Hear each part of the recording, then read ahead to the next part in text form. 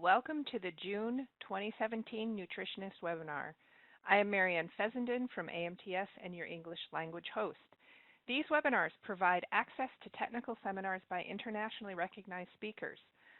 The series presentations are held in English, Portuguese, and Spanish. Marcos Neve Pereira from Universidade Federal de Lavras will be hosting the Portuguese language presentation with Marcelo Hens Ramos from 3R Lab facilitating. Paula Torillo from Argentina is hosting a Spanish language webinar. There will be a question and answer period immediately following the presentation. Listeners can submit questions through me, Marcos, or Paula. A complete recording of archived webinars as well as a question and answer session for each will be available on the AMTS website. We are very pleased to host Dr. Samuel Fessenden, our newest member of the AMTS team. Sam joined AMTS in October 2016 after having completed his PhD at Cornell University, working in the Van Amberg Lab Group. Despite his youth, he has been actively involved in the CNCPS model research for almost 10 years. In his undergrad years at Cornell, Sam worked with a group that was primarily focusing on revising nitrogen and carbohydrate analysis and degradation. His master's work with Dr. Marshall Stern focused on fermentation through continuous culture fermenters, providing him with a strong understanding of rumen fermentation and a love for the state of Minnesota. Sam's PhD work was focused on amino acid supply in lactating dairy cattle. In addition to independent consulting, Sam works for AMTS as a technical support and European sales specialist. Sam lives in Elgin, Minnesota. His talk tonight will focus on integrating data collected from on-farm programs for nutrition models to improve prediction and cattle performances. I will turn the presentation over to Sam. Sam, you are unmuted. Could you test your mic? All right. All right. If you can hear me, it's pretty good. Yep, I'm going to progress the slide and then give you the presentation ball, and you're going to go for it. I'm just going to get my laser pointer up here, make sure that's working. Thank you very much for the introduction. The person that introduced me was actually my mother, so you may recognize that she knows a lot more about my personal history than many other people, so it's kind of neat to have that happen. So what we're going to talk about today is the integration of some of our existing on-farm data collection systems into nutrition models. I'm going to try to keep a little bit away from talking only about the CNCPS, but understand that that is kind of the area of my expertise. It is the area that I've worked in for the last, as you heard her say, in the last 10 years. So you may hear me talk pretty closely about the CNCPS, but generally what we go through today is going to be applicable across a lot of different commercially available models. Okay, so today we're going to focus a little bit more on the most important inputs that we see for some of these nutrition models, again, especially the CNCPS. All right, there we go. Okay, so what we're going to go through today is we're going to start off with kind of some examples and understanding the variation that we have on farm for feeding management, and we're going to specifically talk about mixing, basically mixing the TMR, so for TMR-based systems. Then we're also going to talk about intake. These are two areas where we actually have a considerable amount of data on farm that we can kind of use to understand where some areas for opportunity are, and to kind of understand what we need to do to make sure that the information we have is correct for our nutrition model. We'll then move into cattle characteristics. This is an area where we'll spend quite a bit of time. I'll talk about environment and activity. These are the two largest influences that we have on lactating dairy cattle in the model. And then we'll also talk about body weight. Body weight is a very important input, and we will spend quite a bit of time on that. We'll also discuss some of the sources of information that we have for some of the cattle characteristics. And then I'm going to kind of wrap up with really just a very brief two-slide kind of talk about big data. There was a conference last year in Illinois that talked about big data, and there were some kind of larger take-homes for me from that I thought were fairly relevant to what we talk about as nutritionists and what we think about when we're trying to decide what we're going to do with this data as we move forward. So that'll be kind of our game plan for the day. All right, so we look at the sources of variation that we see on farm relating to that, especially that feed mixing and feed management. We have a variety of different areas where we will see sources of variation. The principal one that we're dealing with on farm is going to be the variability in dry matter and nutrient content of the forages that we have available. These are the ones that are going to be the most variable, so these are the ones that we're testing most often. We're also going to look at a little bit about variability in feed bunk management. This is going to be principally in TMR delivery, some of that understanding of what those cows need to have and how often they need to have that feed in front of them and what we can do to make sure that they have access there. The other sources of variation that I'm not going to touch too much on today, but are definitely larger sources of variation on the farm as we think about nutrition management, is the nutrient content of those non-forage components, especially some of our byproduct feeds. Variability in cattle groups and management. Are the cow groups that we're talking about on farms really all that static, or are they actually a little bit more dynamic, and how should we kind of think about those? And then there's also the variability and digestibility of forages and the digestibility of those non-forage sources that we have on farm. In the end, you don't really have time to figure everything out, but trying to manage the main sources of variation should be a primary goal of anyone trying to help a producer kind of reach that next level of nutrition management on their farm. What I'm going to kind of focus on right now for these next few slides are going to be the variability in dry matter and nutrient content of forages, and we'll also talk about a little bit about that TMR delivery and feed bunk management. So here, I'm going to take an example that actually I had encountered during my PhD work. This is actually one of the bunks at the Cornell University Research Center, and this is what we were dealing with a little bit as we were going through a trial. And so this picture that I have here is taken at 3 p.m. It was after the feeding was all done for the day. And you can kind of see from the clouds that it looks like there might be some sort of a weather change kind of rolling in. And at the time that this picture was taken, I kind of estimated the feed in front of the bunk, there was about 900 kilograms as fed. And it rained that night.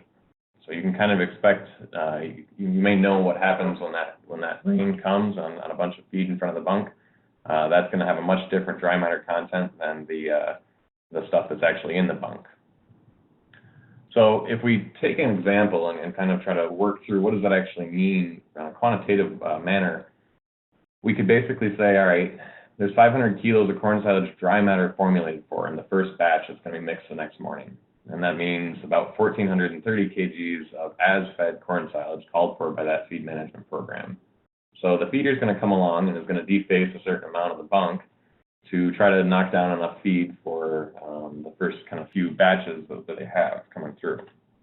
Well, what that ends up meaning is that the feed that feeder is going to scoop up may not actually have the dry matter that they've been using for the last couple of days. And if we don't adjust for that rain event, meaning that we don't actually take a new dry matter, take time to do another dry matter determination, or we take a poor sample, or we're rushing along and we don't let the coster tester go long enough, or whatever our dry matter kind of measurement technique is, then we could be off by quite a bit. And in this case, what I'm going to use as our example is being off by about 5 units.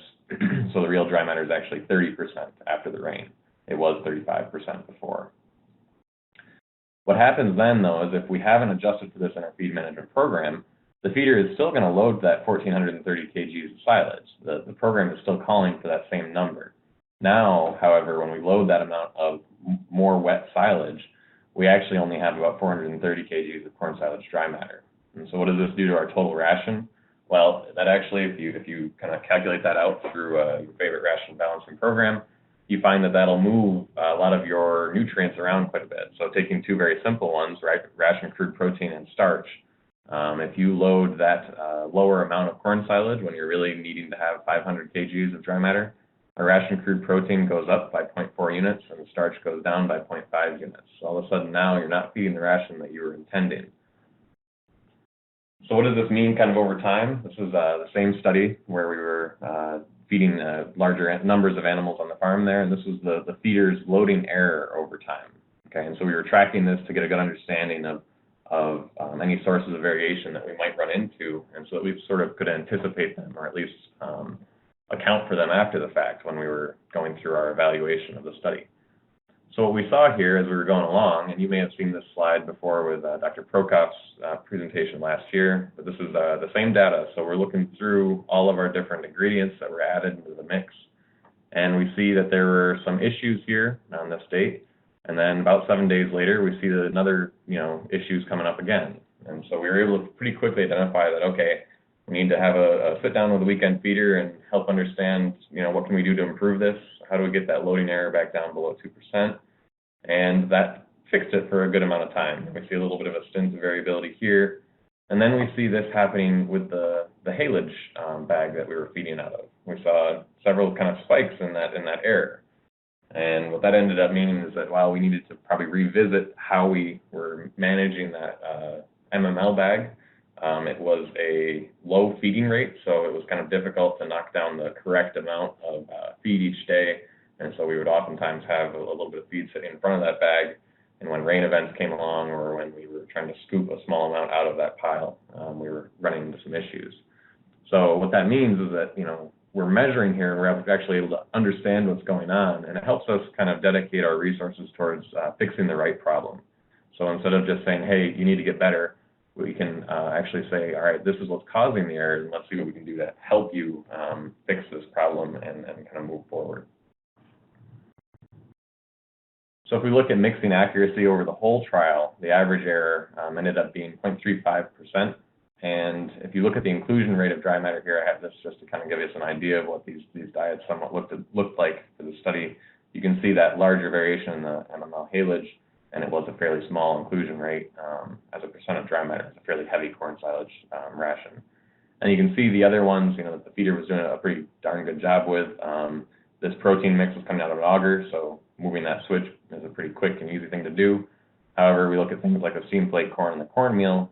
These were being added with a skid steer bucket, so a little bit subject to that variation that's associated with flipping the bucket to get just the right amount into the wagon there. If we move on to the next slide, when we think about what this variation means to the cow, which is really where we're most interested in it, we're going to look at some of the information that we had from this nasal flow study that we ran. So this is just to kind of give us a perspective of what the cow has to deal with every day and what we're trying to help that cow do, okay? So here, we're going to take this example cow. This is a cow from a nasal study where we were really trying to understand everything that was going in, everything that was happening in the rumen, and then everything that was coming out. So in this instance, we'll take this cow. They're eating an average 25 kgs of dry matter, and they're making around 41 kgs of milk per day. And what this meant from the flow standpoint inside the cow is we had about 2,300 grams per day of amino acids flowing to the small intestines. This is coming out of the rumen and omasum and abomasum. If we looked at the individual amino acids, we see lysine at 155 grams per day and 60 grams per day of methionine. And this represents 6.7% of the total amino acid flow and 2.6% of the total amino acid flow. Okay, so this is kind of typical of what we see of some of our higher producing cow diets. We had a little bit of supplementation of methionine going in there as well. So if we consider what this is to the cow, and what we're doing with the model, we're saying that in most cases, with most of the commercial models, we're asking the models to predict supply so that we can understand what the supplementation options might be to get that amino acid flow correct for the cow. So in this case, if we're talking about how close we want our models to predict supply, we wanted to do it within 10 grams, within 5 grams, or maybe even within 1 gram. We have to think about what that actually means to the cow. So if 1 gram is 1/23,000th of the total amino acid flow, we're talking about 0.043%. Okay, so we're talking about a very small amount of the total amino acid flow on a cow eating 25 25 kgs of dry matter per day. So when we're trying to answer this question, how precisely do we want to predict supply? Well, we usually supplement at somewhere between 20 and 40 grams per day as fed for some of these supplements. So what we're really looking at is somewhere probably between this, 10 and 5 grams is how maybe realistically we can get these models. But people oftentimes are looking at, more like 1 gram. How close can we get to that 1 gram of balancing off for amino acids? So to understand what that 20 to 40 grams really means, we need to kind of just to visualize what that what that actually looks like. So 25 grams is 5 sheets of paper. All right. So when we're thinking about these cows eating 55,000 grams per day as fed, we're talking about, again, that 0.045% of the diet that we're kind of balancing off here with that supplementation of amino acids. So it's a real challenge, and it's something that we have to be aware of, that, we're talking about variation on a large mixer wagon. We're talking about trying to get the weights just right. And this is all because we want to be able to understand flows at a 5-gram basis or at 25 grams of supplementation. So it's really quite a challenge for everyone involved, the nutritionists, the producers, and the feeders. And we also need to keep these practical limitations in mind when we're asking a model to help us balance down to that even individual gram amino acids. So it doesn't mean we can't do it, but it means that we really have to understand that variation before we go tackling, this product X gives, 62% bioavailability versus this product Y, which gives 61% bioavailability. So we need to be cognizant of that. So when we move a little bit towards intake and understanding what we need to think about for intake and intake variation on farm, we also need to consider that we're trying to measure intake on most farms so we actually know what to be using for our formulation guidelines. And most models are going to be using heavily using that inputted intake to have a better understanding of what the supply is going to be. So as such, when we're kind of going through the formulation exercise on a farm, we're going to want to usually be using actual intake as best we can figure on the farm. And that's almost always going to be better than the predicted number. However, sometimes we do have to use that predicted intake equation if we're trying to formulate for cows that we don't necessarily have any information on intake. Maybe they're in a mixed group in a pen, or we're trying to formulate, for that 170 pound or 60 kg peak animal and peak lactation. So what we always have to consider is that the inputs that are used for these predicted intake equations are going to be based off of principally that we see that they're based off of body weight, some level of production, usually fat-corrected milk, and some aspect of the environment. So if we look at the chart here, we see that we have some dry matter intake adjustments based on the effective temperature index. Okay, so as we see some more heat stress, we start to decrease the expected intake or the predicted intake in most of our models. And you can see the dotted line would be without night cooling, and the solid line is, the solid line is without night cooling, and the dotted line is with night cooling. So this is kind of acknowledging that if the cows were able to get out of the heat for some amount per day, then we don't necessarily see quite the hit in intake that we would expect. So when we're looking at intake, we also have to recognize that those on-farm data sources that we have can really help us understand what's going on the farm. If we don't measure it, we're not going to actually be able to manage for it. So this is again another slide from Dr. Prokop from the Cornell herd, actually, where we were kind of tracking along pretty well with most of the pens. Intake looked fairly good. And then one day they crashed, and they came up a little bit, then they crashed again over the next day. So trying to understand what was going on here, and as they were sort of troubleshooting, okay, is it, what is it about the diet? Is there something else with the cows? What's really going on? One of the things that stuck out, because they were tracking individual pen intakes, is this pen 13. Pen 13 did not see the crash that almost everyone else did. They stayed fairly steady through this period, albeit they kind of went down over a little bit of time here, but they weren't subject to the same, whatever influence it was, they weren't subject to that same dip here that the rest of the groups were.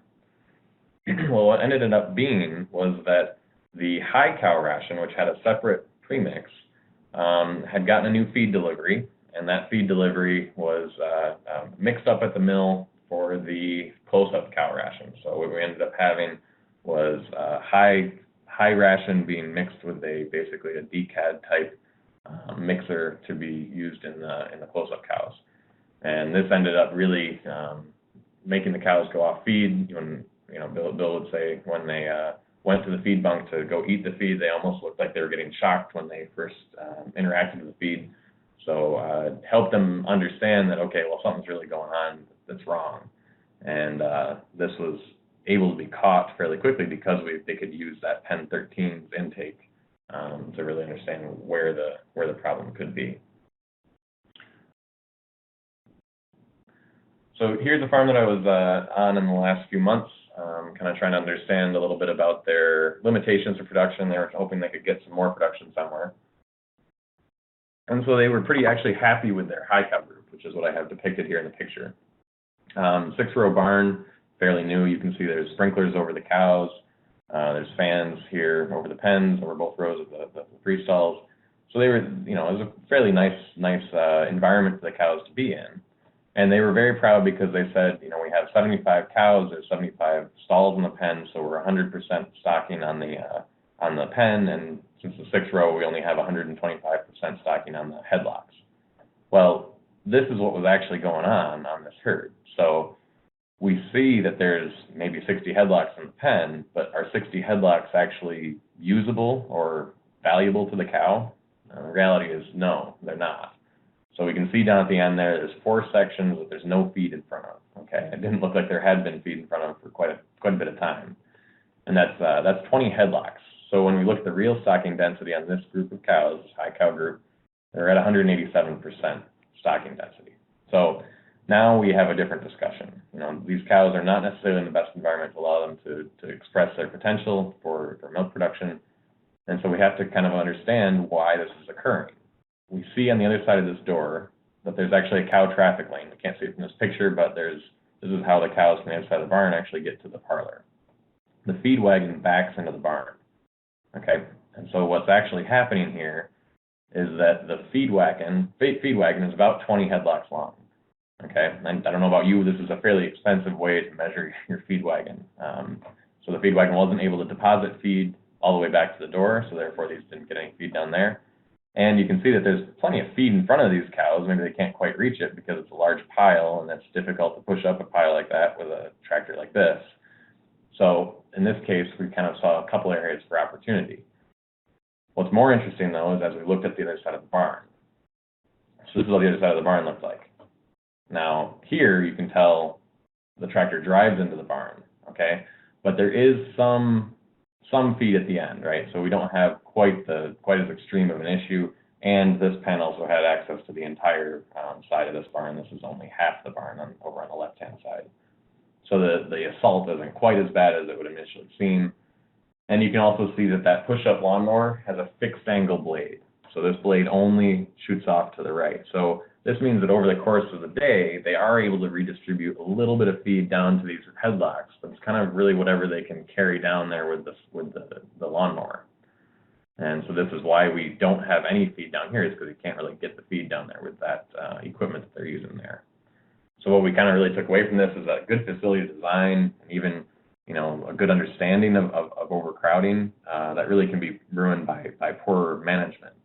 And the kind of kicker here was the owner of the farm actually was the person that was feeding cows. So we had a good discussion about how to fix this element of feed management. Now, he assured me that throughout the summer it's not as bad because the store stays open and they move cows around a little bit differently. During the winter, they also didn't want to open up the door because it was winter. All right, so looking at kind of summarizing what we see from feed management and understand that variation, obviously data is very important to help us understand how to make changes on the farm. Now this slide here that I'm using as a summary I borrowed from Tom Taluki. What it really comes down to is the most important tool that we have in diet implementation is going to be your ability to take good dry matter and understand the variability in dry matters, because that's going to be probably the largest source of variation in most of our production systems that we look at, especially for TMR type herds. So if we kind of move on to the next stage that we have is the cattle characteristics. This is, for me, always the fun part to talk about, because it usually forces people to rethink what they have entered into their models for cattle characteristics. So when we kind of summarize this a little bit, we say most commercially available nutrition models consider 2 things, so supply and requirement. And for the most part, when we talk about the supply side, we're relying pretty heavily on understanding the actual intake of all the feeds, or the TMR, and the composition of that TMR. We also need to understand the feed, mostly forage composition, and here I'm talking mostly about chemical composition, and the digestibility of those nutrients that are in the feed, and then the animal characteristics. This is important for the way we think about how the supply side works, because we use the animal characteristics to get to essentially our rates of passage through the model. So how fast the feeds will actually move through the model, and then therefore how fast the feeds actually move through the cow. The requirements, on the requirements side of most of these models, they're calculated mostly from the animal characteristics, and we typically break these down into maintenance, lactation, growth, and pregnancy or mammogenesis. These are the general areas that we typically work with or break it down into when we're talking about animal requirements. And then they're also coming from the environmental inputs, as we've already sort of talked about a little bit with kind of understanding what sort of aspects of the environment actually have a strong influence, and we'll get it more into that here in the next few slides. And then we also take into account some feed information to kind of help us make a little bit of some corrections to the requirements. So in general, though, what you see, there are two things that stick out in both of these, and that's the animal characteristics. So that's why we're really paying attention to this as we move forward with our use of nutrient supply models. So if we look here, we're going to talk first about the environment that the animals are in. And the main one here that we want to talk about is activity. In most of our dairy production systems, flat distance walked or even slope distance walked that's going to be a large amount of energy that's going to be expended for those animals to get to and from the parlor, because they're doing this multiple times a day. It ends up being quite a bit of walking and quite a bit of energy. So we'll take a couple examples just on this slide here. Let's take a freestall post parlor. So this is a dairy in Germany.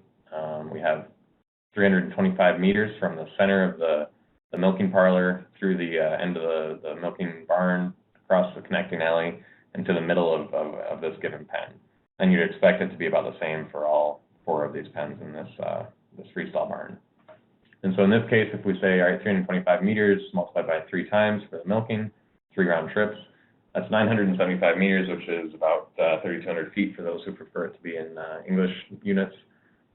And then the freestall, taking a little bit bigger of a dairy layout, of a far parlor is what we would call it. This is an example from a Minnesota dairy. Here we do the same thing. We go from the middle of basically the middle of the parlor area, go through all the connecting barns out to the middle of the pen and back. That round trip is a 610 meters by, in this case, we could say 3x milking. By 3x milking, that gives us about 6,000 feet. All right, so one thing to kind of keep in mind here, and this is kind of the rule of thumb that you can kind of dedicate it to, every kilometer walked uses the equivalent energy of a half a liter or half a kg of milk. Okay, so for every 1,000 feet, it's a third a pound of milk. Okay, so what I'd encourage you to do is if you're working with some herds, think about understanding how far those cows walk and really try to do a good job of getting that number in there correctly, because if you're off by a couple thousand feet, or 1,000 feet even, you're going to be talking about a half kg of milk. So that can be a pretty large amount on some of our herds. Now, the tool that I'm using here is Google Earth. This is a desktop application. It's free. You can download it from googleearth.com, whatever it might be, to help you map these out if you know the addresses of the dairies you're working with. So if we take the next example, it's going to be a little bit more extreme, but I think worth talking about anyway, because this is actually going to be even more important for grazing dairies. So if we look at a couple grazing dairies, this is a dairy in New Zealand that I've been on. It's on the South Island of New Zealand. New parlor that they had built, and they had this beautiful farm set up, large pastures, irrigated, all sorts of stuff. And so I mapped that round trip in and out of a paddock and back. And in this case, we can see that those cows on 2x milking are walking just over 4,000 meters, or over 13,650 feet. So that's an appreciable amount of milk when it comes down to it. And the amount of time dedicated to walking that far is actually fairly large as well. My second example here, I pulled this a couple of weeks ago. I was over in Ireland doing some work over there, and I was sitting in the airport in Cork and watching the cows that morning walk back from the parlor. And I watched them walk and walk and walk and walk this whole distance out to their paddock. And then, of course, they have to do the round trip, and they do that twice a day. And so on this particular dairy, which is right across from the Cork airport, they were walking 2,600 meters, or just 8,792 feet. And I had the, luxury of sitting there for a while because my plane was delayed. And I started thinking about it and trying to understand how much these cows were walking. And the other thing I noticed was that as the milking went on and more of the cows were getting out to the pasture, I started to see the stragglers. And these are the cows that are maybe a little bit lame, the slower cows, the older cows, whatever that might be. And I kind of started to think about that cow, because that's the one that you're worried about. She's probably going to be the last one in because you're pushing them in, and she'll probably be the one that you're always seeing there at the back of the pack. So she will be the last one into the parlor. So she sits in the holding area for the longest, and she's the last one out of the parlor. Then she makes her way all the way back to the paddock, and she's kind of going at her own pace at that point. So the cow I was watching was limping along. She'd stop. She'd go a little bit further. She'd stop. She'd go a little bit further, and she'd stop. And so it took her a long time for the entire trip. And so not only is she expending a lot of energy going back and forth, just like every other cow on the farm, she's also spending a lot of time not eating. And so the limitations to that cow in terms of production would be not only the fact that she has to expend that energy there, but she also isn't getting as much energy as everyone else because she has to walk so far and it takes so long to do it. So those sort of systems have a little bit different limitations than ours, where we might typically think about overcrowding. They need to think a little bit more about, understanding the time budgets that these animals actually have to be eating grass out in these pastures. So what can we use that we have on farm already to help us understand that activity? Well, there's a possibility in the future we'll be looking more towards activity monitors. Sure, I can go and map things on Google Earth, and that's kind of neat and cool to look at. But the reality is we can understand a little bit more about individual cows and variation in the individual cows by looking towards the activity monitors. So obviously we traditionally have used them in aiding detection of heat and health events. So in this case, it's kind of a typical 21-day spread. You can say, okay, yep, this is the activity, so therefore we're probably looking at some sort of reproductive type management tool. But the reality is we can probably use these in a little bit different way. So here I'm going to use an example from Tom. And so this is kind of looking at the herd that he works pretty closely with, and this is how milk looked over time. Okay, so I'm going to use this to sort of set up our discussion about activity monitors. But over time, they had kind of consistently tried to make better gains in milk. And so over here, you can see they were at 2x milking and at 3x milking and picked back up here. Then you see a little bit of variation here seasonally. This is related to the going into a new corn silage crop. They recognized that this was a pretty large dip over the course of the year. You can see it was about, looks like about 6 pounds per day, 6 or 7 pounds per day going up and down. So they added a new bunk to try to basically get them some of that inventory buffer to allow them to start feeding the new crop a little bit later and starting closer to January time to start the new crop. And then you can see out here they actually decided to build a new barn to help reduce overcrowding. So that's why we kind of start to see that milk go up towards there at the end. So what was that overcrowding really doing for them? This is Tom had run it through the kind of cow time predictor that we've developed with Minor Institute, kind of helping understand from the numbers that they have. And from everything he could tell, they probably were losing about 2% intake from that overcrowding that they had during that time. So what they were able to do is say, okay, what does 2% intake really mean? And let's alleviate that and see what the cows do. Okay, so what they did is they had some data loggers, they had activity monitors, and they put them on for a week before reducing the stocking rate, essentially before being able to move into that new barn, and then again for a week after to try to understand what that does to lying time and activity. Here they saw an average of 1.3 hours increase in lying time, and this was just by reducing that stocking rate. So overall, the whole herd milk response ended up being about 2 liters per cow per day, and that's a 5% increase. So if you can see these numbers down here, I'll kind of read them off here just so you can understand. Average lying time before was 10.2 hours per day. Average lying time after was 11.5. So that's where that increase came from. And so they saw a pretty good increase in that lying time, and that really helped get those cows comfortable and get them where they can actually start to make milk and get that intake back up where it should be. So this is the individual cow response for those data loggers, just to kind of give you an idea of what that looks like over a number of cows.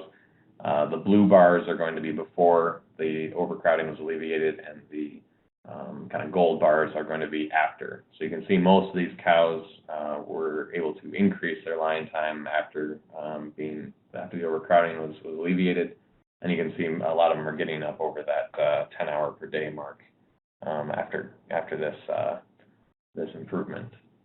So So switching gears a little bit, and we're going to move a little bit away from activity, and we're going to talk about the other side of the environment, being temperature. So this is the other large one that we have that influences our models. This is trying to basically just understand what are those seasonal variations in temperature that we need to consider. And of course, when we're talking about temperature, we're always talking about the temperature index more, the temperature and humidity index.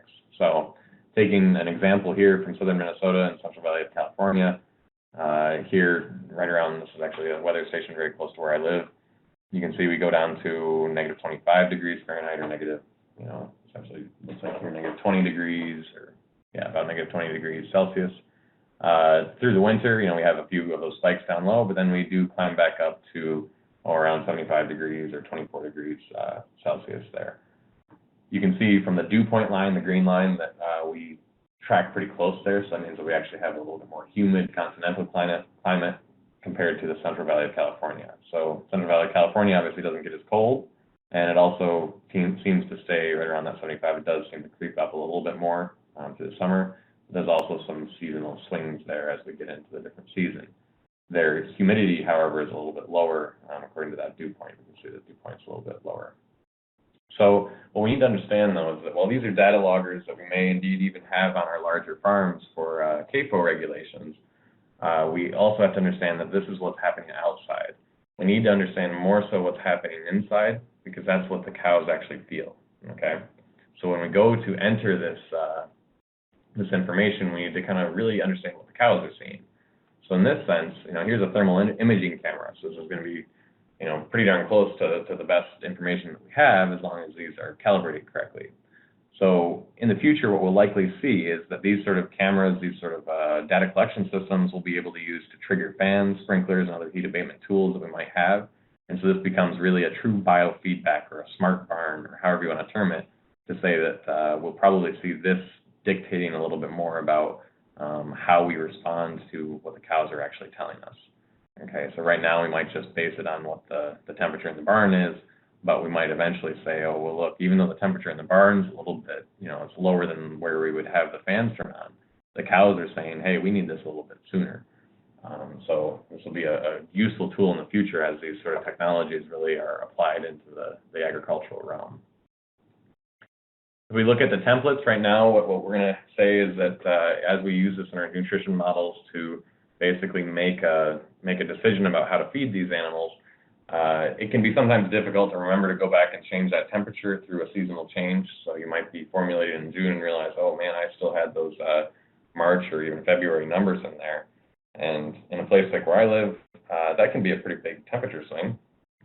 So what we can do is we can actually let the program kind of do the work. So in this way, this is within AMTS, within our software. You can essentially set what the normal temperatures are for these months, and then it will automatically use the correct month based on the date on your computer when you open it up. So that way you can kind of assure yourself that you can kind of set these once and not really have to worry too much about making sure that you've got that temperature in there in the right season. Kind of, since you can do the same thing with the activity, we just have a very similar template method to do that. Where in most freestalls you likely will have the same activity throughout the year, because we tend to manage the cows the same through that year. But maybe in some smaller herds that are able to let the cows outside, or if they are inside for the winter and then they have pasture sort of situations in the summer, you can change that distance walked during certain months of the year and kind of help us get a better idea of what those animals are doing based on where they're being housed. So that's just kind of a thing that helps us enter in that data and not have to worry about it too much over time. So now what we're going to do is we're going to talk a little bit more about cattle inputs. All right. This is a very active area that I've been trying to train a lot of people on, because as we get better and better with our nutrition models, we realize more and more that the cattle inputs are very important for getting the predictions right. And if we put kind of bad information into a model, we're going to get bad information out. There's no magic to it. It's only a representation of reality. So if we're telling it what's not actually going on, then we shouldn't really expect to get good results out of it. So when we think about the cow and how that relates to how we put it into the model, we need to understand that the cows that we're characterizing are changing over time. And so if we take this, the world record holder in 1947, she had produced 17,000 kgs of milk, which was quite a bit of milk for that time. And we compare it to the current world record holder. As of this past year, she produced 35,000 kgs of milk. So quite a large difference, and as you can kind of tell from these pictures, there's quite a large difference in the way the animals look as well. And this really means that there's actually a fairly large amount of information from this that we need to kind of bring into our nutrition models to think about how to characterize these modern, larger animals. So let's go back to that Cornell study, because we ended up having a pretty good data set to work from with this. And so this is basically it's a pen study that we did at the farm. I had showed you some of the feed information from the same study before, but now we're going to talk about the cows in that study. So from a location standpoint, as we went to go characterize this in our model evaluations and development, we basically took our understanding of how far these cows walk, and we took the temperature that we know we feel in the barn. So we knew that in that barn the manure rarely freezes, so we're not actually reaching negative 20 degrees Celsius. We're closer to only a negative 3 degrees Celsius there. And then we don't necessarily reach quite the high temperatures that you would see. This is a study done in the spring, so we didn't really see much heat stress at all. So if we move through what the actual pens look like in this barn, as a pen study, so we had actually split up these cows into 12 different pens of 16 cows each. We had 16 stalls and more than 16 headlocks, so we were fairly confident that we weren't overcrowding the animals. We did have 12 multiparous and 4 primiparous animals in there, so we did have a mixed group here. So there are 4 heifers in there that kind of have to fight a little bit more, but understanding the size of these stalls and the size of the pens, we didn't have too many worries about them falling behind, because there's usually plenty of room and plenty of escape room for them to kind of move around the pen without being bossed around by the big cows. What we needed to understand the most about the animals in the study was body weight. And the single most important input into nutrition models, especially the CNCPS, is body weight. It's also one of the most difficult ones to get on many commercial herds. Some of the robot herds are changing this. They are able to get body weights, but we still see this as a large issue in model implementation, or in good model implementation. We really need to understand those body weights. So this generally holds true for most commercial nutrition models that are used in the field. And just to kind of give you an idea, in the CNCPS, it's used in every single section of all the calculations except for lactation requirements. So our lactation requirements are coming from what from what you're telling the model that she's producing. So it doesn't necessarily use body weight in that sense, but almost every other section of the model does use body weight. So it's a very important input. It's used here in the predicted feed intake. It's used in maintenance energy requirements. It's used in adjustments for activity. It's used in protein maintenance requirements, because we're basing our SCRF and urinary protein requirements off of the body weight. It's used in passage rate equations. It's used in growth requirements, pregnancy requirements, and reserves requirements. It's used in many places. So how do we start to understand what cows actually look like nowadays? Well, we have to measure them. So in this study, we know it's a research herd, so we have scales coming out of the parlor, so we're able to actually get good body weights on these animals. We took weekly weights of body weight and body condition score, so we had a really good understanding of what was going on. Here's the overall trial mean. We had 2.4 lactations. We did limit our enrollment into the study to nothing more than 6 lactations, so we had lactation 1 to 6. And our days in milk at the start of the trial was 115 days of milk, but we did have a range of 50 to 180. So these are kind of peak, just post-peak type animals. And our mature weight of these animals, this is kind of the important numbers that we're trying to get to. The mature weights, this is any cow 3+ lactations on the study here, was 1776 mean, okay? It's a pretty heavy animal. It's a lot heavier than people typically give them credit for. The range, though, was even more interesting, 612 to 1,000 kgs. So these were fairly heavy animals, and there was a decent amount of variation. The herd's not a giant herd. You know, when you walk this herd, you wouldn't say that they're a large-framed herd. They're fairly typical to what we see in most Holstein herds in the Northeast and even in the Midwest somewhat. In the second lactation animals, we saw a body weight of 737 kilos, and that range was 600 to 900 kilos. And BCS was 2.95, obviously a range on that one as well. And then if we look at those first lactation animals, their average body weight was 610 kilos, with a range of 475 to 715. And they were carrying a little bit more condition than the mature cows and the second lactation animals. They averaged around a 3.1, small amount, but slightly heavier, kind of like most of our heifers typically look.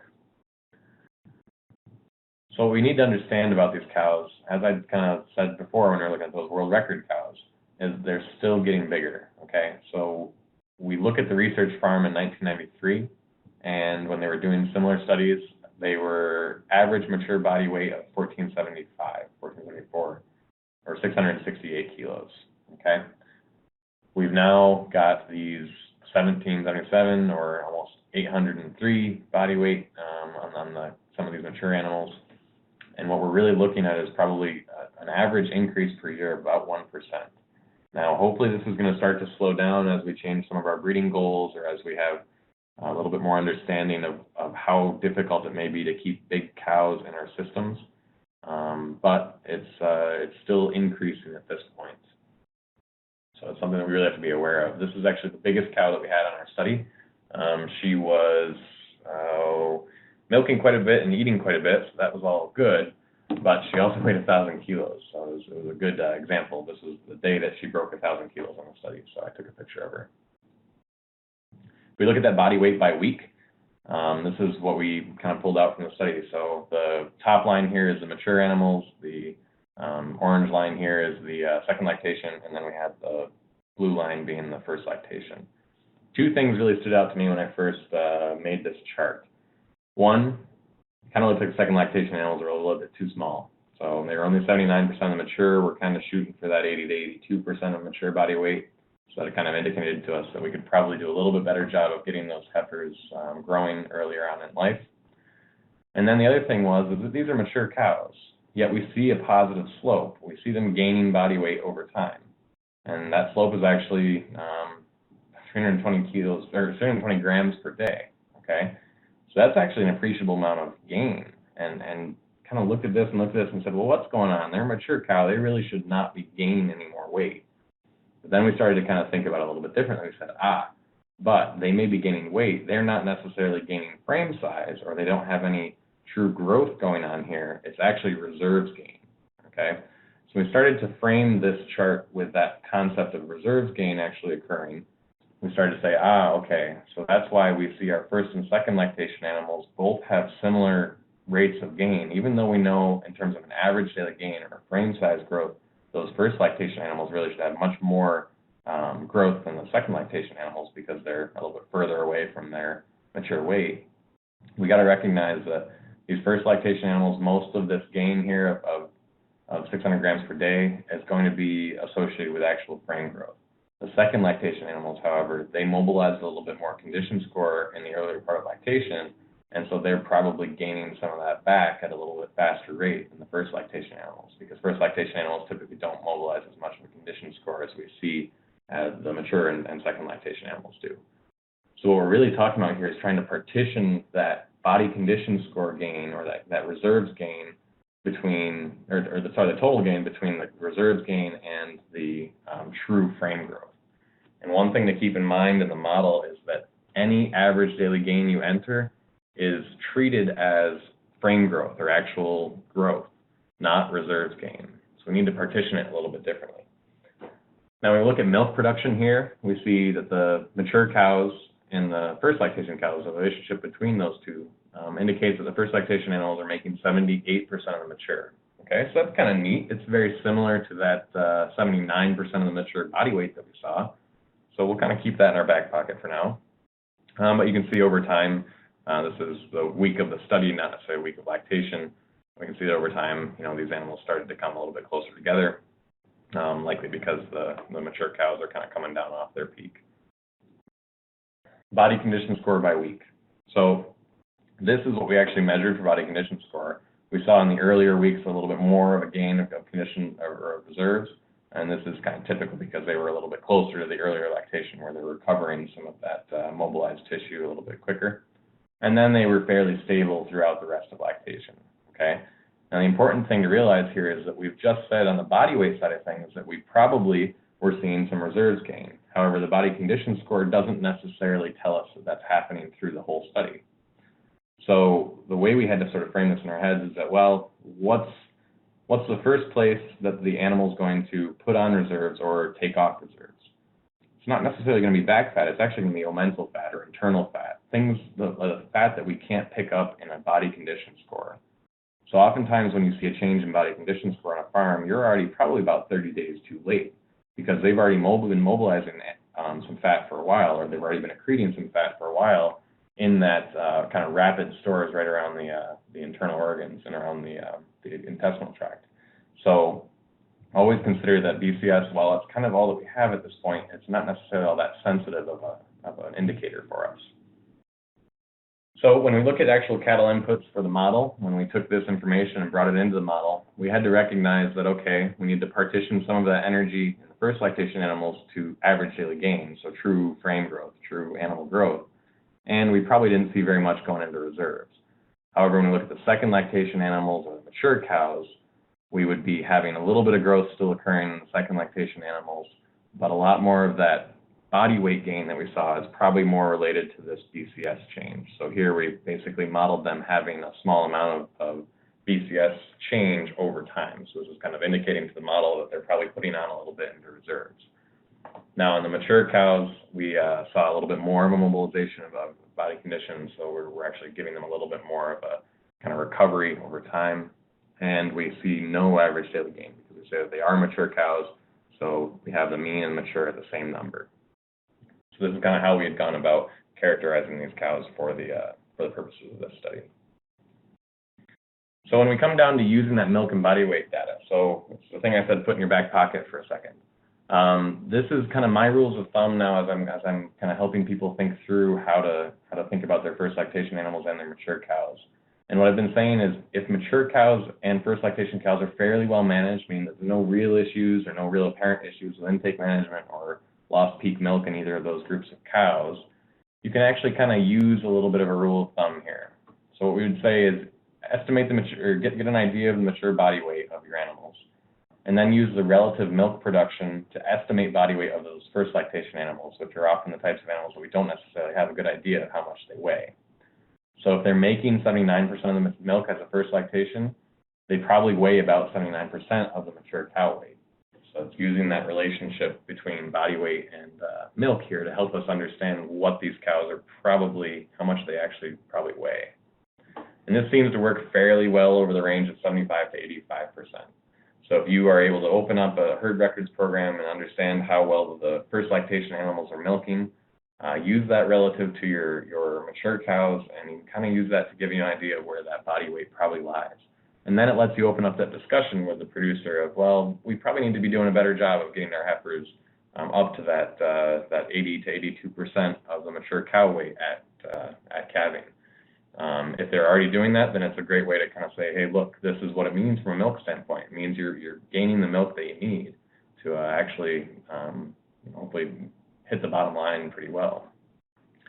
So how do we get that mature weight? That's really kind of the question that I get out of this, is how, I say use the mature body weight, but how do we even get that number? Well, there's several options here. We've been hammering on this for a while to get those body weights, but it's always hard to actually weigh the cows. A lot of people say, well, there's just no way we can have that done. So if you actually do have some ability to have scales, if it's a robot system, whatever it might be, you need at least 12 cows. They need to be lactation 3 to 6, body condition score of 3, that's pretty important. We want them to be healthy and somewhere in that 80 to 180 days in milk. Okay, so that's the type of animal that we want to characterize for our mature weights. Our next option is weigh groups of cows. So I'm thinking load them on a trailer. So if you're moving animals around at any point, that might be a good option to get a few cows on a trailer. Or if you have the luxury of a little bit of extra time, you could always try to go to a few of your herds and help work through loading a few cows onto the trailer and get them across the truck scales. And so that'll give you some idea of what the mature weight of those animals are. There's a few herds that we've been able to work with and get this done, and it actually is quite useful to have that information when you're trying to help them work through nutrition challenges. The next option I've got on here is taped cows, but of course this comes with caveats because tape weights aren't real weights. You have to always understand that. So when you're going to tape a cow, you have to recognize that tapes are calibrated to a BCS of 3. So don't go taping your fat cows because they're not going to give you a very reliable tape weight, because the size of the number that the weight is giving you is assuming that they're measuring a BCS of 3.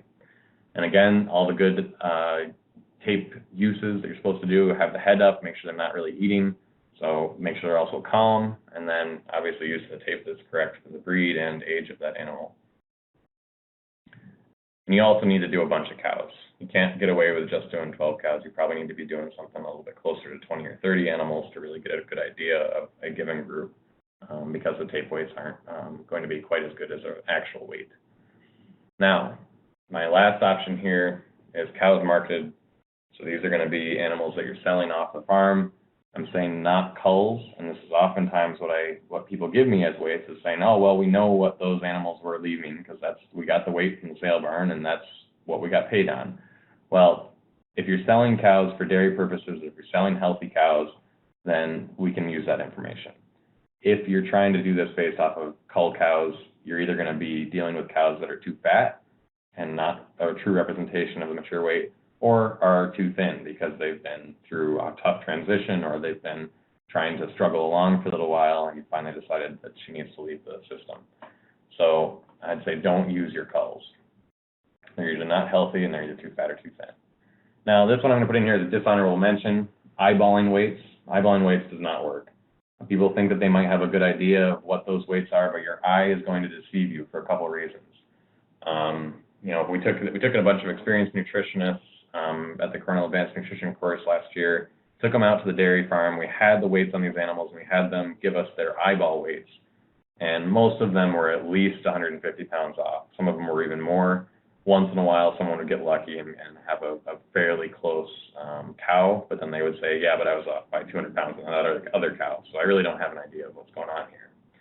And one of the reasons I'll say your eye will also deceive you is as you walk some of these herds, I'll say especially in the Northeast, it seems, there's a lot of first lactation animals in these herds. So searching out and finding those mature cows and really understanding the size of those cows might be pretty difficult because you might only be looking at 25% of the herd. So your eyes are going to say to you, oh, look, she doesn't look like a heifer. She's probably a second lactation animal then. She doesn't look like she's going to be, 1,800 pounds. She's probably a 1,600-pound animal. Well, you're probably not actually looking at a mature cow at that point. So always remember that you've got a much better chance of getting the inputs right if you think about if you can get some weights on actual animals. So my kind of summary on body weight here for a second is going to be, we obviously need to be doing a better job of giving this information routinely, but we also don't just use this in nutrition models. We also use it for heifer rearing and understanding our breeding decisions. We also understand that we can use it for other models, not necessarily nutrition models, but models that help us predict methane emissions. They help us understand feed efficiency. They may even help us understand intake potential. We also can use it for health information. So body weight is pretty useful information to have, and it's the hardest model input to get on commercial dairies, yet it's so important. So I'm going to take this example here for heifer rearing and breeding decisions and kind of run with that just for a second, okay? So using body weight in management of heifers. So let's take a kind of generic heifer rearing goal system. Double the birth weight by weaning, at least. That's your most efficient growth period, so take advantage of it. Puberty occurs at 45% of mature body weight, typically, and we want to recognize that this is dictated by body composition, okay? Breeding should therefore occur somewhere around 55% of mature body weight, and what this means is we want to be really achieving that 82% of mature body weight at calving. So we can't just breed them and forget them. We have to make sure we're doing a good job of meeting the requirements, but not exceeding them of those animals post-breeding. So to kind of put numbers to these, we would say on a 760 kilo average mature weight, we should have an average of 415 kilos at breeding. Okay, that's 55%. So therefore, we'd probably begin breeding a little bit sooner, just to try to make sure we get everyone in that window. So there, that way on average, we can reach that goal of 55%. So let's take this data and kind of run with it a little bit. Here's 15 heifers with a mean mature body weight of 760 and a standard deviation of 75, okay? So what I'm basically saying is that this is information that I don't actually know at the time of breeding, right? And if we did know this information, then we would know that 55% of her mature weight will be this number here, okay? And since we deal with groups of cows, let's look at the mean, okay? That's 415, that's our 55% of mature body weight. So therefore, the farm sets the goal of 415 kgs at breeding, and everyone's going to be bred at that number, okay? What happens then is that we, on average, I'll take it down here first, on average, we reach 55%. And so on average, we're right on goal. There's no error, we're right on the goal. But when we look at the individual animals, all of a sudden we see, okay, we took 415 kilos for breeding on a, let's say, a 645 kg mature weight animal. Well, guess what? We were a little bit early on that one, so we didn't actually achieve the goal that we wanted. So we achieved it too soon here. And you take the other side of things where this animal, we probably got to her a little bit too early here. So we're going to be off here as well. So what's going to end up happening is that the animals that are destined to be larger animals because of their genetics are not actually meeting the goals of our program. And so they have higher likelihood of being culled, they have higher likelihood of diseases, they have a higher likelihood of calving problems in general, all right? So we need to understand really what happened, right? Ideally, we would have been able to look into the future, determine the individual's heifer's mature weight, and bred her at the correct weight for 55%. Well, if we're looking into the future, we don't have an animal to weigh for her mature weight. Well, I don't really need to scale anymore to get that mature weight. And so what we can kind of look to is look at the other source of data that we have on the farm. And we can look forward to kind of understanding more about what is that animal's genetic potential. How far is she from maybe the mean in terms of possible body size in the future. So here is the heritabilities of the traits used in dairy cattle breeding, or a lot of the traits that we have, okay? The heritabilities are going to be on the diagonal going across here.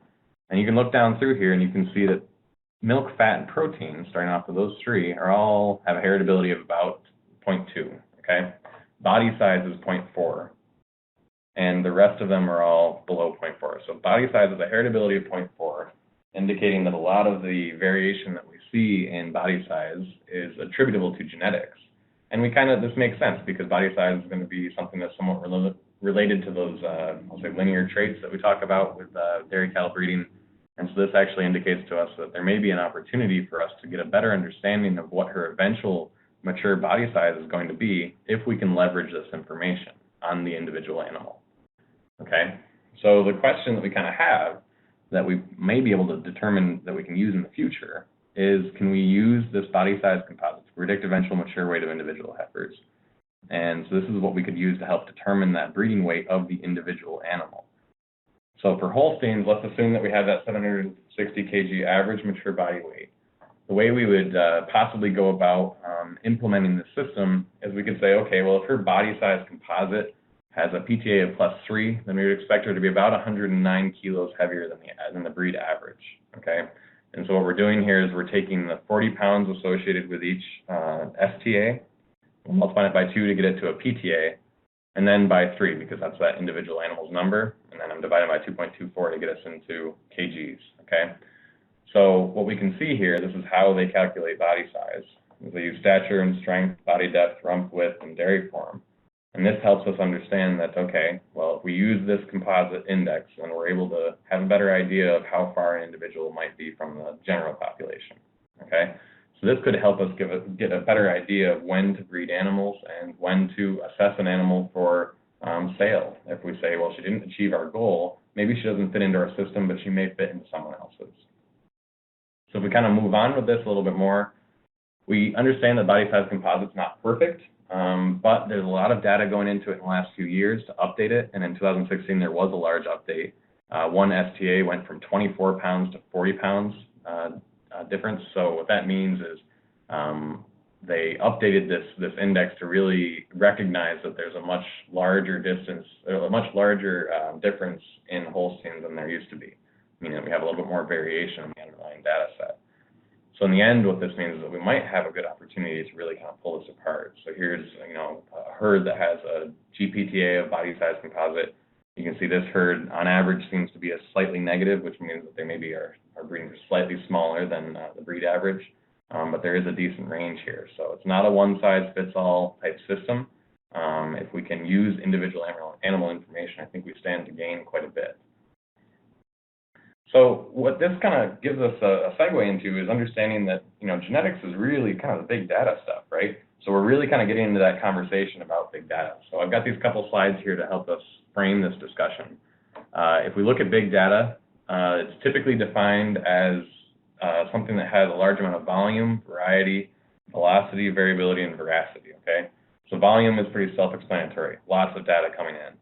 Variety is basically the types of data that we have coming in, so it may be a number that's on a continuous scale, or it might be qualitative information. Velocity would be how fast the information comes in, so we could talk about real-time monitoring of a rumen pH with this bolus here, or we could talk about 3+ times per day milking, or we could even talk about understanding what the steps are of the cow and where she is in real time. Okay, so that's kind of more towards the velocity side of things. Variability is the underlying variability of that data that we're dealing with.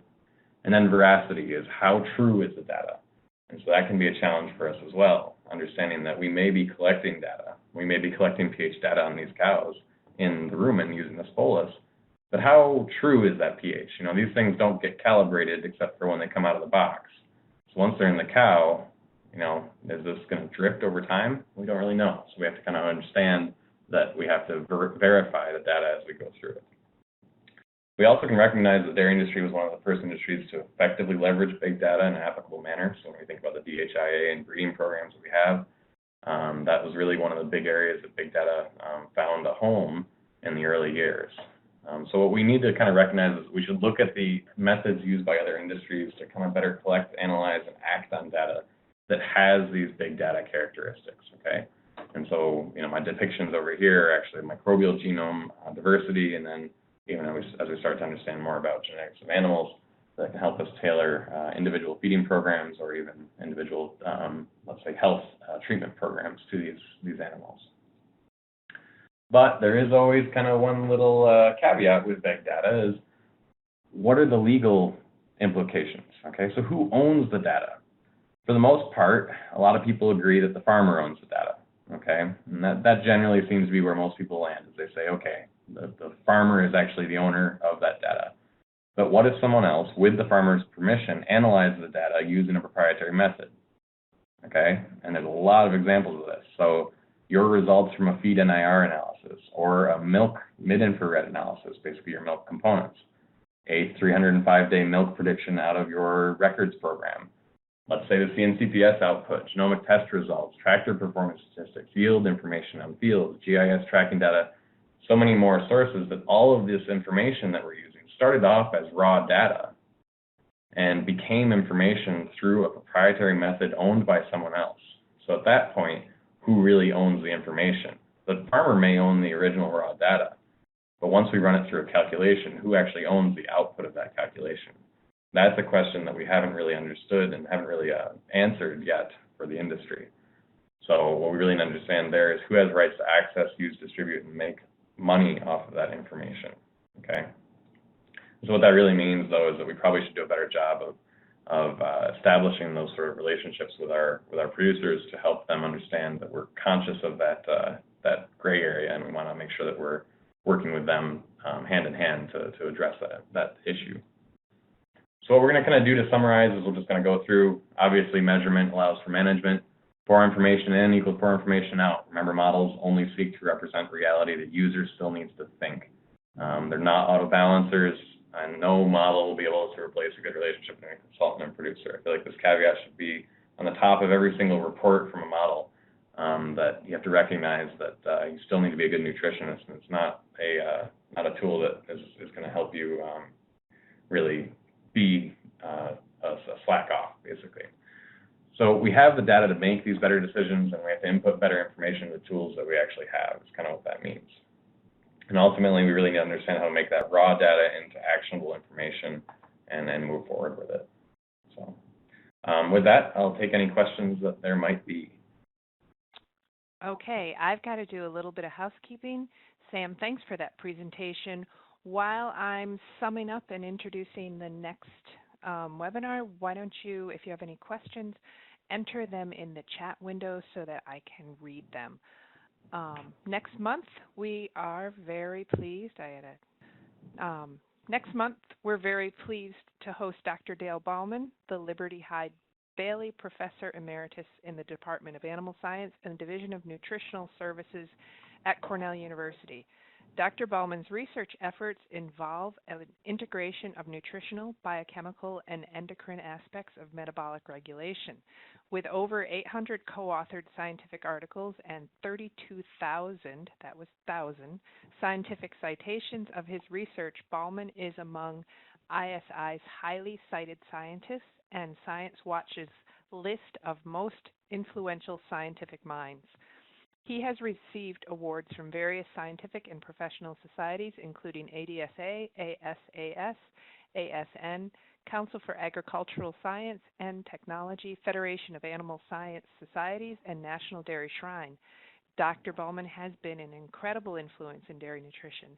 If you will be attending the ADSA meeting at the end of June, Dr. Bauman will be honored in a recognition symposium and reception on Sunday, June 25th. For the July talk, he will focus on diet-induced milk fat depression. We look forward to his July seminar. Register now for the July 12th, 6 p.m. Eastern Daylight Time webinar. We want to thank our generous sponsors and our co-hosts, Tom Toluki and AMTS, USA and Global, Marcos Neves Piera, University of Lavras, Marcelos Hens Ramos at 3R Lab in Brazil, and Paula Torillo in Argentina. They each have translators on site. We have generous sponsors making it possible for us to get great speakers and manage the program. We thank our gold sponsor, Ajinomoto Heartland Superior Nutrition through Amino Acids. Our silver sponsors are Arm & Hammer Animal Nutrition, R&D Life Scientists, Virtus, makers of Strata with EPA, DHA omega-3s, and Prequel with omega-6s, Dairy One Forage Laboratory, and Dairy Land Laboratories. Our bronze sponsors are Jeffo, Life Made Easier, Adiseo, Amino Max, and Quality Liquid Feeds. I'm going to open the question up now for, open the floor up now for questions. Remember, I will read them for you. For right now, my first question is from Argentina, and this is from Francisco, in Chile. To predict milk or components yield, what do you consider more important? A, to invest time gathering proper environmental data, or B, have adequate data on cows' days in milk? And he just says milk yield prediction does not vary a lot from 150 to 250 days in milk, but when we change the distance walked, milk yield variation is very important. And it's even worse in mud and rain conditions. Which is the main cause of this, and how would you explain it easily in a practical way? And Sam, you might want to touch on the way that dairy cattle react differently to mud than beef cattle. I don't know if you want to hit on that at all. Okay.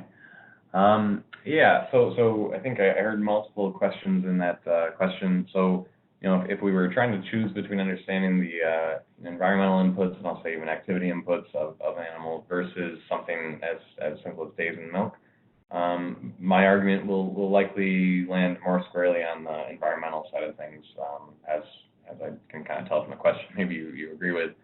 Days in milk is oftentimes used in these sort of models because that model development method oftentimes is looking for predictors from a list of possible predictors that they have information on.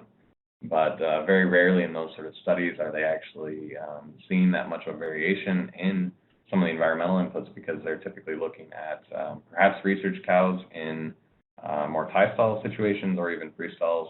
So they don't have the variability to make those environmental ones rise to the top as predictors, possible predictors of components. So when we move to the actual on-farm side of things, we see that those things are so much more important. And understanding that activity value is what's going to cause so much more variation. Taking that example from Ireland, within that herd, some of those cows we're going to book it right out to the pasture, start eating, and probably have much better component yield than the cow that was working her way out there slowly and kind of seemed to have maybe a little bit of a leg issue. So In that way, we need to understand that variation. That's probably the first place that you'd start to go on a true on-farm applicable standpoint. So that'd be my vote there. The beef versus dairy side of things, dairy cows are interact a little bit differently to mud. Beef cows, sometimes if you watch just the behavioral patterns, dairy cows may slop through some mud to get to that feed because they really have that drive for energy. They're a lactating dairy animal.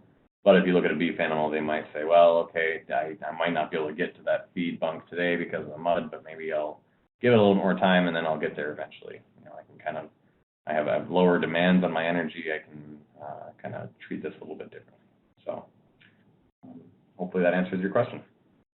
Okay, thanks, Sam. I have another question from Francisco. How much time do you invest with a new client to program the software on just the environmental aspects? Okay, yeah, that's a good question.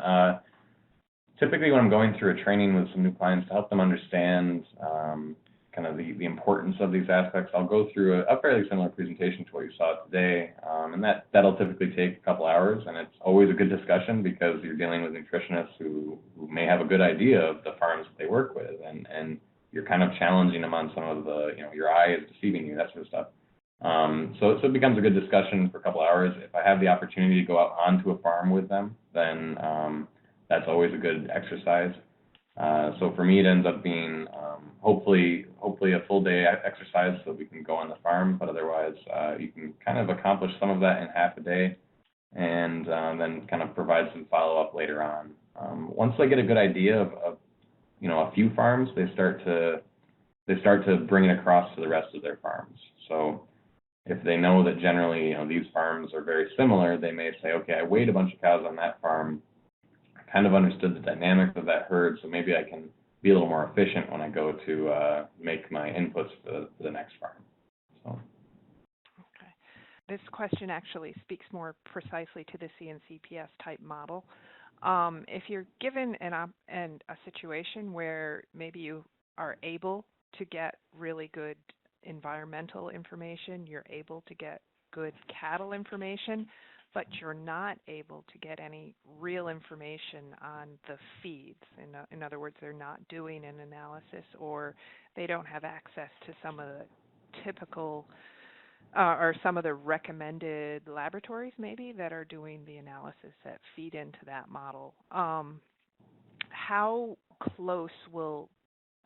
do you feel the predictions in that situation will be? Yeah. That's a good question too. What we end up kind of the way I'll answer this is I think about when we evaluate the model against literature data and when we evaluate the model against more commercial data or even using the model on farm. So when we evaluate the model's performance against literature data, we oftentimes have a fairly decent understanding of the cow inputs. Sometimes we do have that temporal change in body weight or body condition score, so we can use those as inputs in the model.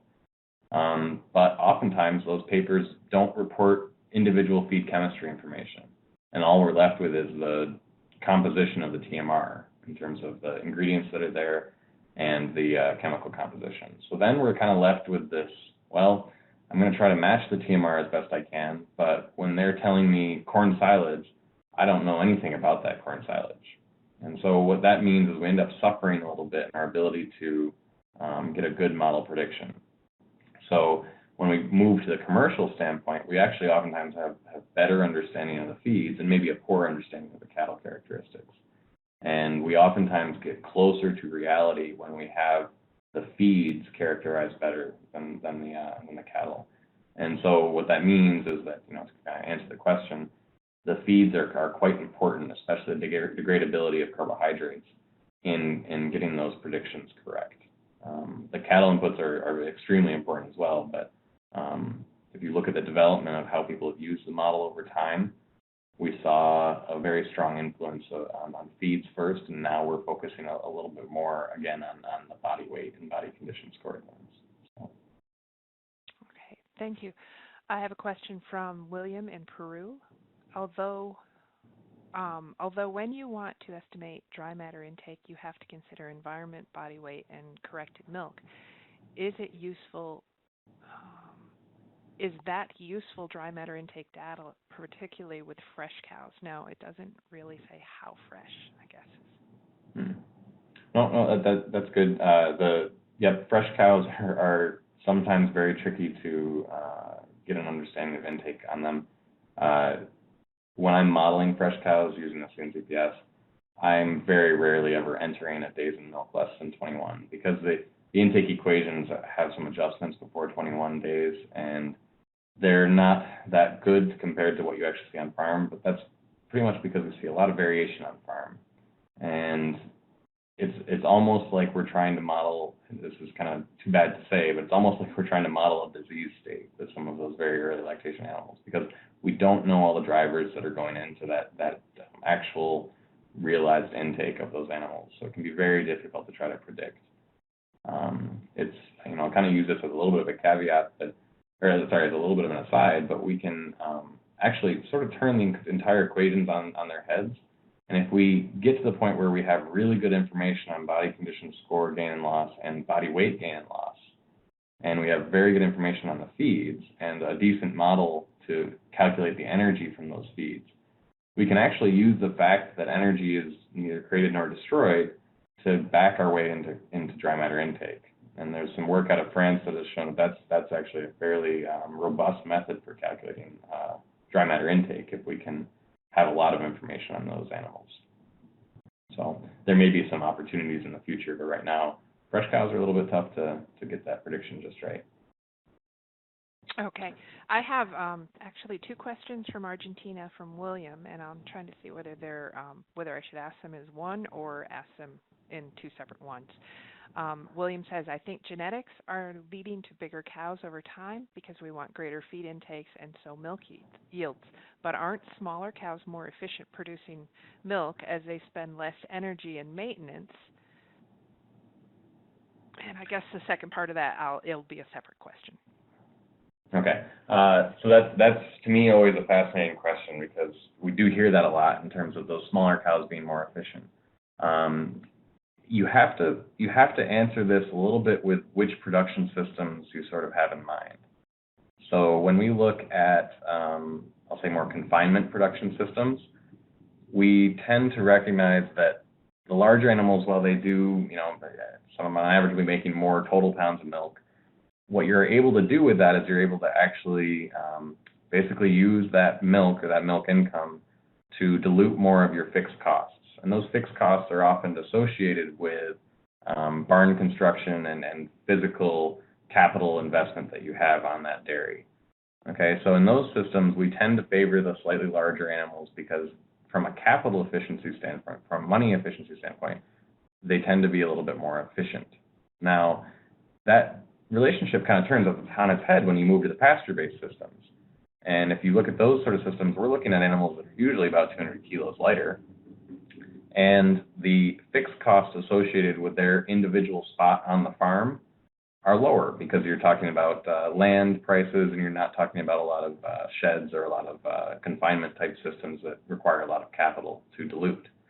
So, I was over in Ireland a couple weeks ago and on a very high producing herd, actually one of their research herds, that's their next gen herd. They have 200 kilos lighter body weight than our typical animals here. But when you do the pounds of corrected milk, the pounds of components made from the milk of those animals, relative to their body weight, they were exactly the same as what we have over here. So in that sense, per kilo of body weight, they're making the same amount of milk. So there's not really too much of an argument there for a large difference in true biologic efficiency. It really comes down to that cost efficiency and what makes most sense for that production system. Okay. The second part of William's question is, a different question. Is cow's body weight variation, is that leading us to individual feeding systems?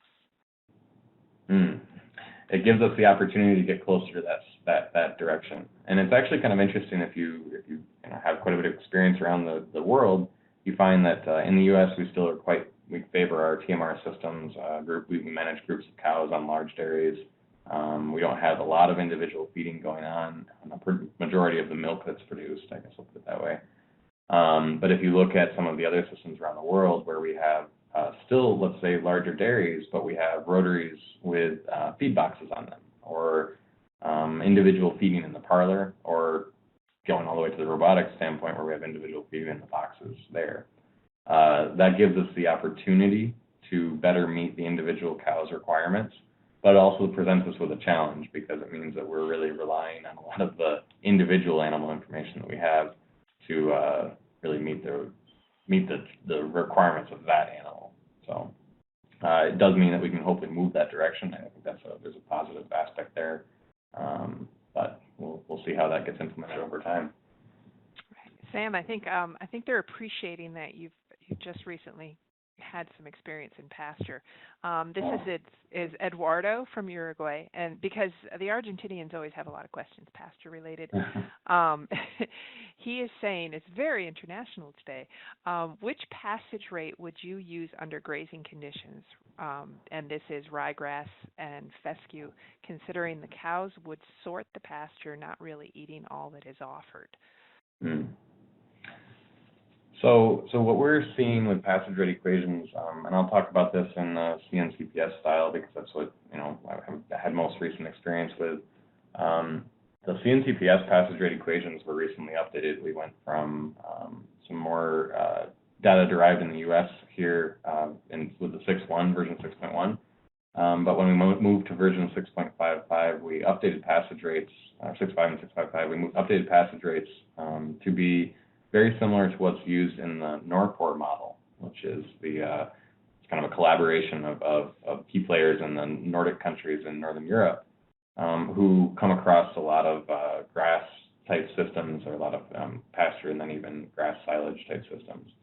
And we're using those passage rate equations for NDF at this point. And it provided a lot more resolution in the model in terms of our ability to do some of these predictions in other production systems.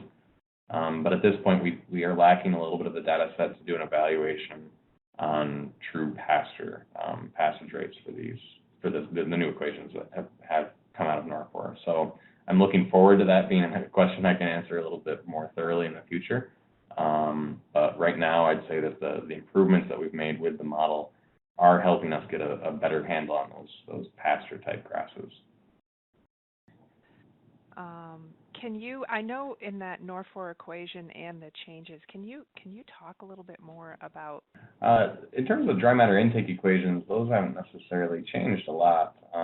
We're still kind of using the ones that we've had in there for a little while now. It's a little bit different than the NRC equations, which is why we actually displayed both of them in the model, just so that people can kind of understand that there's obviously variation in these prediction equations. Or differences in these prediction equations. And so they can kind of get tuned into which one seems to fit their herds a little bit better, and they can use that as they move forward. What we are looking at somewhat with the, kind of moving on that NORPOR side of things, we're looking at trying to help use more feed characteristics to understand intake, because at this point, the intake equations in the CNCPS don't really take into account a lot of feed characteristics. They take into more consideration the body weight and the production. So as we move forward and start implementing UNDF as a maybe stronger predictor of intake, then we'll be able to kind of more closely account for what the, let's say, UNDF fill is in the rumen, or what UNDF intake is, and help us understand if there's additional intake potential or some ability to bring that into our equations. Okay, thanks. A question from Francisco in Argentina, actually in Chile. How do you monitor nutrient composition of TMR comparing with that of the feed that the cow is actually eating? Which is the correlation between the AMTS report that we see at the feed bunk? And what is the correlation between the AMTS report and what we see at the feed bunk, assuming a good mixing and that you have previous forage composition analyses? Yeah. So I had cut this slide from my presentation, so now I kind of wish it was in there. But I might be able to pull it up if you want me to. No, I didn't. I never gave it to you. Oh, okay. So in that study, that Penn study that we're talking about, we had actually measured TMR each week, and we had the measured composition of all the feeds as well, and so we were able to plug it back into the model and figure out what those measurements were. So what it comes down to is if you have good characterization of all the feeds and you have good understanding of what was actually mixed on farm, you can get pretty darn close to the intended mix in the feed bunk. The difficulty then becomes sampling that TMR. Sampling TMR is actually pretty darn hard to do. And you have to do a really good job of taking a large enough sample and doing the best you can to not let it kind of sift out. And what we were doing in our situation is we were taking large samples, we were drying them down in large pans, and we were grinding them before sending them to the lab. So we had a little bit more control over all of that, that manipulation of the sample itself.